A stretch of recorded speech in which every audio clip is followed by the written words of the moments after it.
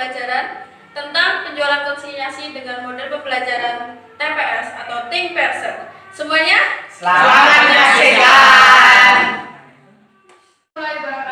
Waalaikumsalam warahmatullahi wabarakatuh. Bagaimana kabarnya hari ini anak-anak? Sehat. Ya, sehat semua, alhamdulillah. Masih semangat kan? Masih. Oke, sebelum kita mengawali kegiatan pada pagi hari ini, alangkah lebih baiknya kalau kita berdoa terlebih dahulu. Berdoa menurut kepercayaan masing-masing, berdoa dimulai. Doa selesai. Oke. Di sini ada yang tidak masuk atau tidak? Ya. Oke, ibu absen aja ya, biar ketahuan siapa yang tidak masuk. Yang pertama, Makmun Syuhada, Irfan, Syarif, Fadil, Pagi, ya, di semua berarti ya. Masih semangat kan? Masih. Ya, harus semangat kita ya, masih pagi-pagi harus semangat. Oke anak-anak, pada minggu kemarin Ibu telah memberikan kalian tugas untuk belajar materi yang akan kita bahas pada hari ini. Apakah kalian sudah belajar semua? Sudah. Sudah, bagus. Oke, hari ini kita akan membahas mengenai penjualan konsinyasi. Ada yang tahu penjualan konsinyasi itu apa? Ya, Ya, Syarif. penjualan konsinyasi adalah penjualan dengan cara pemilik menitipkan barang kepada pihak lain untuk dijualkan dengan harga dan syarat yang telah diatur dalam perjanjian. Ya, betul sekali. Jadi penjualan konsinyasi itu adalah penjualan dengan cara pemilik barang menitipkan barang tersebut kepada pihak lain untuk dijualkan dengan harga dan syarat yang sudah disetujui bersama. Oke. Contoh real dari penjualan konsinyasi sendiri adalah seperti ini. Fadil mempunyai usaha makanan.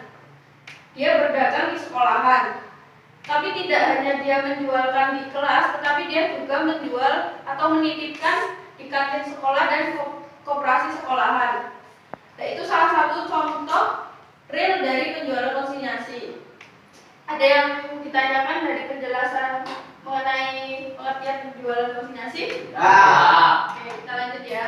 Dari penjualan konsinyasi terdapat dua pihak yang terlibat secara langsung, yaitu yang pertama adalah pengamanat. Pengamanat sendiri adalah pihak yang memiliki barang dagangannya yang dititipkan ke orang lain.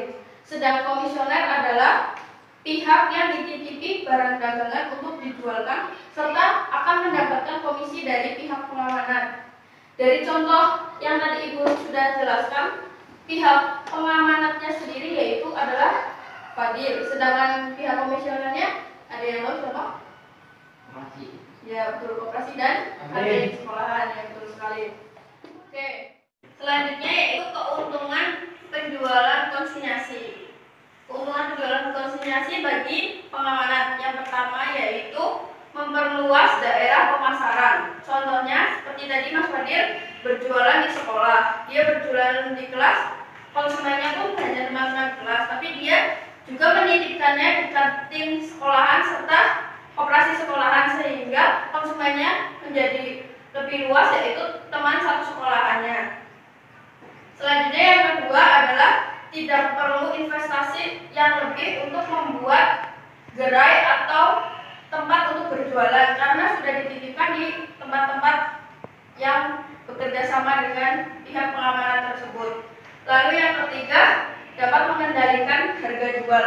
Jadi meskipun ada konsumen yang membeli, baik itu ke pihak pengamanan maupun pihak komisioner, harga yang ditetapkan tetap sama. Keuntungan bagi pihak komisioner yang pertama yaitu dapat memperoleh barang dagangan tanpa perlu mengeluarkan uang atau modal untuk memperolehnya, yaitu dengan bekerja sama dengan pihak pengamanat yang akan mengirimkan barang ke pihak komisioner untuk dijualkan tanpa mengeluarkan uang untuk membelinya. Lalu yang kedua yaitu mendapatkan komisi. Setelah pihak komisioner menjualkan barang dagangannya, dia akan mendapatkan komisi dari pihak pengamanat karena jasanya dia untuk menjualkan. Lalu yang terakhir yaitu biasanya tidak perlu mengeluarkan biaya untuk iklan. Jadi biasanya kan kalau orang menitipkan sesuatu biasanya sudah ada bannernya atau brosur untuk mengiklankan produk tersebut. Jadi pihak komisioner atau pihak yang dititipkan tidak perlu lagi mengeluarkan biaya untuk mengiklankan produk tersebut.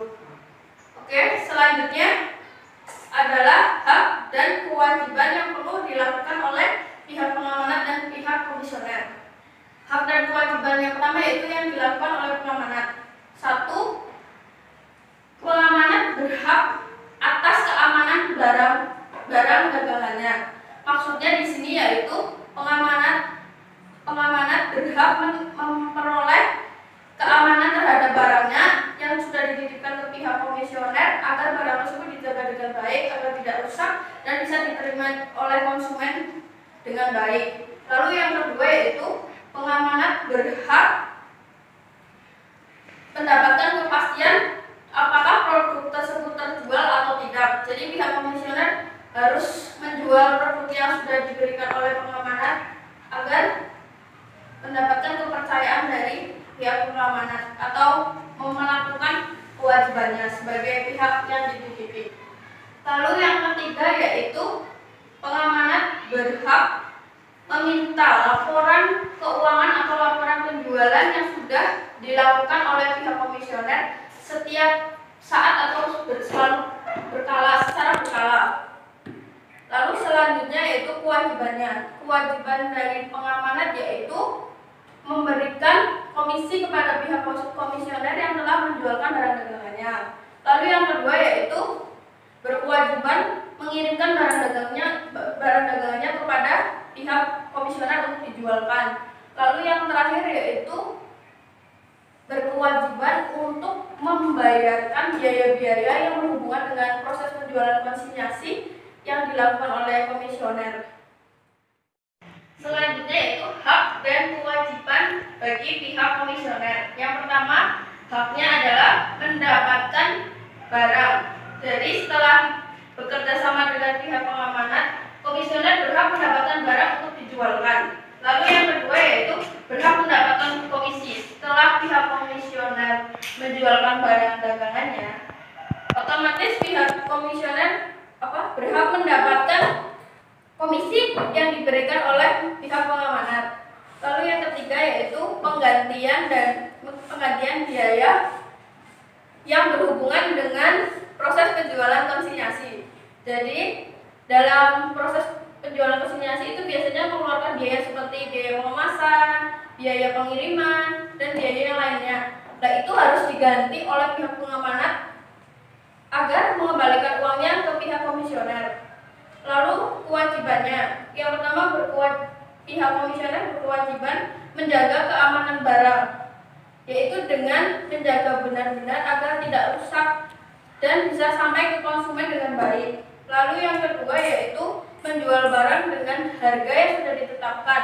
Jadi pihak komisioner tidak boleh menjual barang dengan harga yang lebih tinggi atau yang lebih rendah. Lalu yang ketiga yaitu berkewajiban melayani pelanggan atau konsumen dengan baik agar pelanggan puas terhadap kinerja kita. Terus yang terakhir yaitu membuat laporan keuangan atau laporan transaksi penjualan konsinyasi secara berkala yang akan dilaporkan kepada pihak pengamanat. Oke, sampai di sini ada yang ingin ditanyakan? Ya. Berarti semua sudah jelas ya? Ya.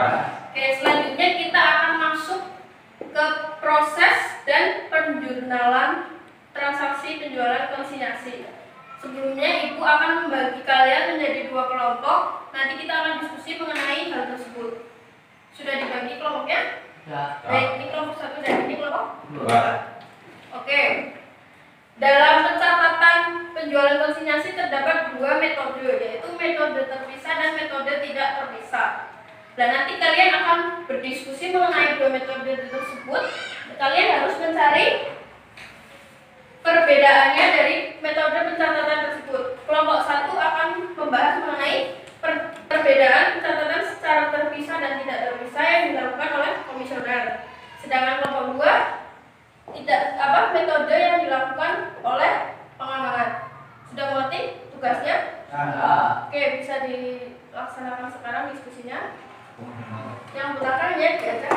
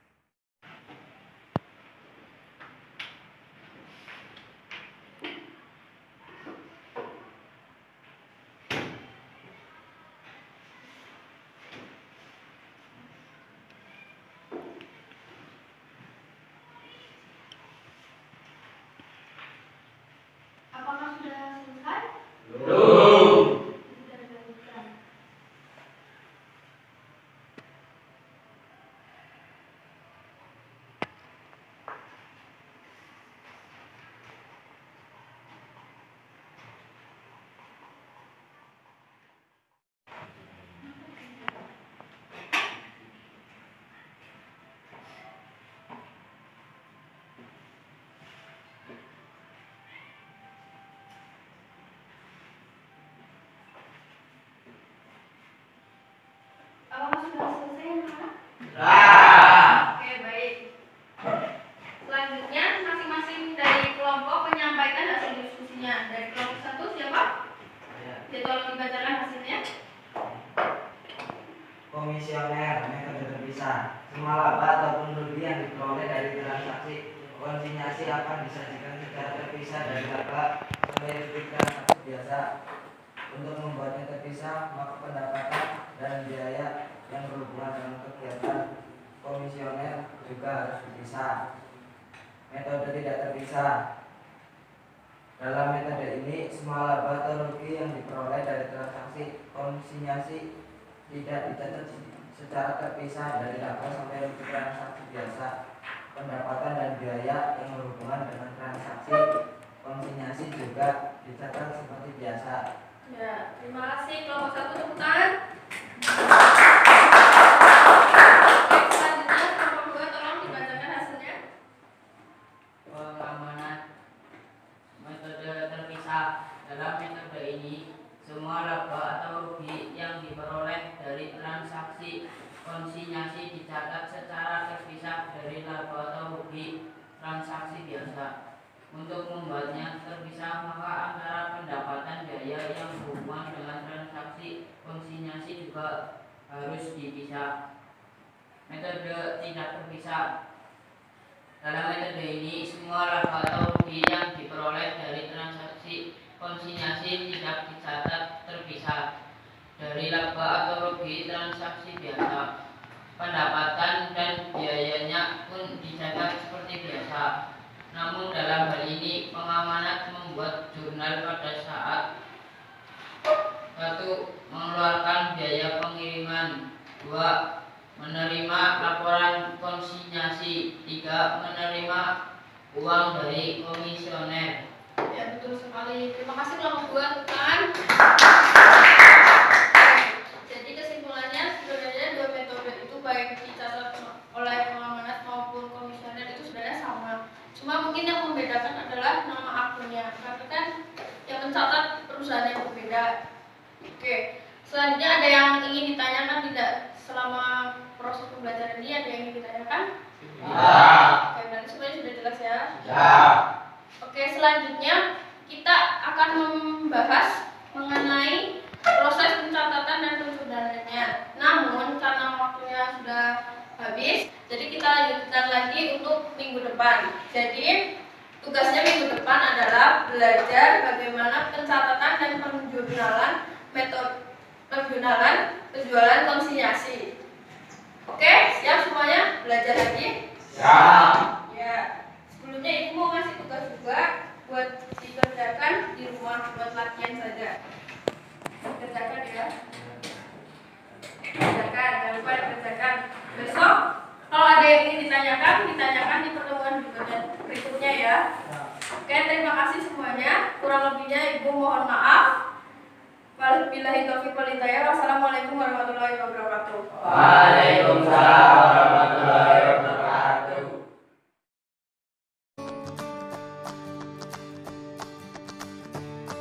Jangan lupa like and subscribe.